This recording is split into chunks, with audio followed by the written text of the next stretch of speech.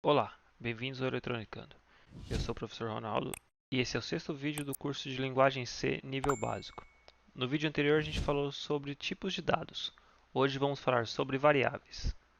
Vamos definir o que é uma variável, como fazer declaração, os tipos de variáveis, como elas são inicializadas, diferenças de variáveis para constantes e como podemos dar nomes tanto para variáveis quanto para constantes.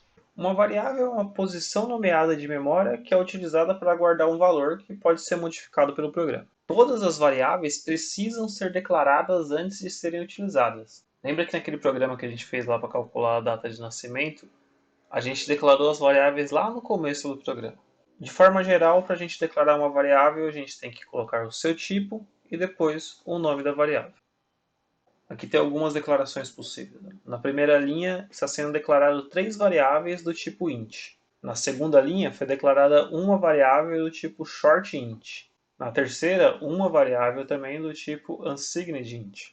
Na quarta linha, duas variáveis do tipo float. Na quinta linha, uma variável do tipo double. Todas essas declarações são corretas. Existem três lugares onde a gente pode declarar uma variável: dentro de uma função, fora de todas as funções ou como parâmetros das funções. Respectivamente, essas variáveis são variáveis locais, estão dentro das funções, globais, estão fora das funções, ou são parâmetros formais. As variáveis locais são declaradas dentro de uma função, portanto, elas só podem ser referenciadas por comandos que também estão dentro dessa função. E elas só existem enquanto aquela função está sendo executada. No momento que a função não está sendo executada, aquele espaço de memória que foi reservado para essa variável é liberado para o uso do sistema novamente.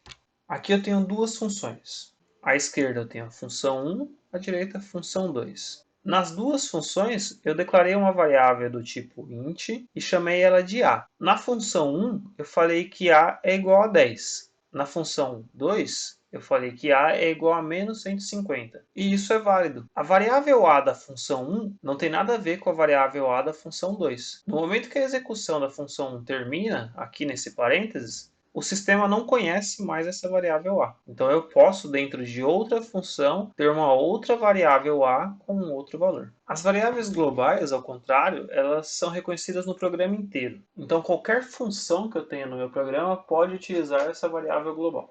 Portanto, eu preciso declará-las fora de qualquer função, como nesse exemplo aqui. Foi declarada uma variável do tipo inteiro chamada contador, fora de qualquer função. Dentro da função 1, eu falei que contador valia 100 e chamei a função 2. Na função 2 foi criada uma outra variável também do tipo inteiro chamada número de peças. E falei que número de peças é igual a contador. Mais uma vez temos que tomar cuidado com o espaço de memória quando trabalhamos com variáveis locais ou globais. A variável global ela vai estar ativa, ela vai estar ocupando o espaço de memória o tempo todo que o programa estiver em execução.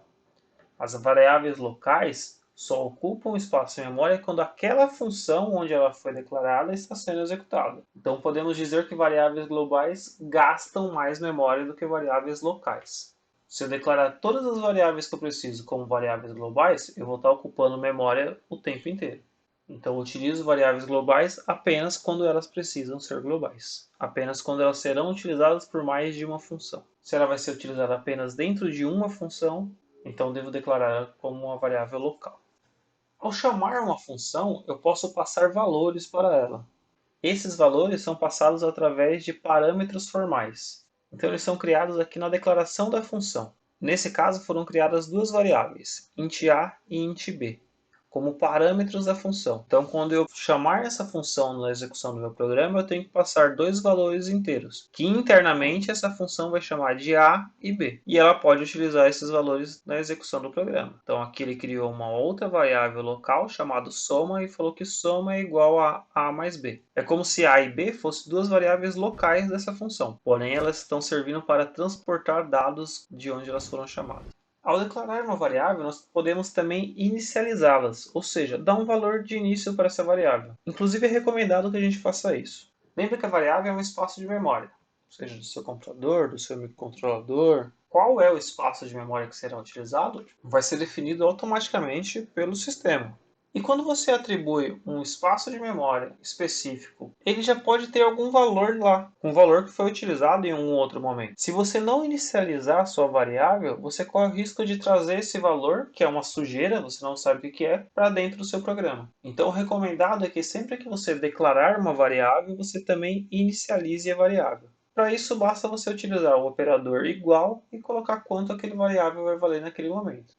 Todas essas declarações aqui são possíveis. Então, declarei uma variável chamada letra, que ela é do tipo char, e foi que inicialmente ela vai carregar a letra A. Uma variável contador do tipo inteiro, e o valor inicial dela é zero. Uma variável do tipo float, chamada peso máximo, que inicial é 0.350. Outra observação, a separação de casas decimais, utilizamos o ponto e não a vírgula. Notação americana. Existem também as constantes. As constantes utilizam um outro modificador, o const, que transforma uma variável em um valor constante. Isso significa que essa variável não pode ter seu valor alterado durante a execução do programa. Por exemplo, o π. A gente sabe que o π nunca muda de valor. Então, se você quer utilizar ele no seu programa, você pode declarar no começo do programa uma constante do tipo float, chamada π, e dar o valor dela. Em nenhum momento durante a execução do programa, esse valor pode ser alterado. Os nomes que a gente dá para as variáveis ou para as funções em C são chamadas identificadores. E existem regras para nomear um identificador. Os identificadores podem possuir uma quantidade indefinida de caracteres, porém não podemos utilizar acentos e nem caracteres especiais. O único caractere especial que pode ser utilizado é o underline. O primeiro caractere tem que ser essencialmente uma letra ou o underline. Na sequência, eu posso utilizar qualquer letra, números ou outros underlines. Todos esses nomes são corretos. Começou com uma letra, aqui foi utilizado números, aqui foi utilizado underline, todos esses são exemplos corretos. Aqui o primeiro caractere do identificador foi um número, isso não pode ser feito. No segundo foi utilizado um caractere exclamação, também não pode ser feito. E aqui foi utilizado o caractere ponto 3 vezes, também não é aceito. Esse tipo de erro vai ser indicado pela IDE que você estiver trabalhando. Por exemplo, eu vou colocar aqui int e vou chamar a variável de olá exclamação. Quando eu compilar esse programa, ele vai indicar para mim que tem um erro aqui. Então ele criou aqui uma indicação de erro.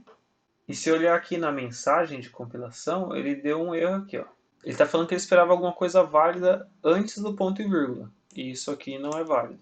Como dica, a gente deve evitar nomear identificadores com letras ou índices. Só a letra A, só a letra B, x1, x2, x3. Esse tipo de coisa, num programa pequeno, parece muito claro e parece que funciona. Mas se você começa a criar variáveis desse tipo, num programa gigantesco, lá na frente você encontra a variável x35. Você não vai fazer ideia do que significa o x35. A linguagem vai aceitar. Então, quando você compilar o seu programa, não vai ter erro nenhum. Isso não é um erro de compilação. Eu costumo falar que isso é um erro de programação. Eu indico que a gente sempre utilize nomes de identificadores que remetam ao uso daquela variável. Então, a variável contador, a variável temperatura, a variável velocidade, RPM, coisas do tipo. E existem 32 palavras que não podemos utilizar na linguagem C. São as palavras reservadas. São palavras que são utilizadas pelo sistema. Por exemplo, a palavra int, que a gente usa para identificar uma variável do tipo inteiro, ou return, que é utilizado para dar o retorno da função, e coisas do tipo. Todas essas palavras estão aqui nessa tabela.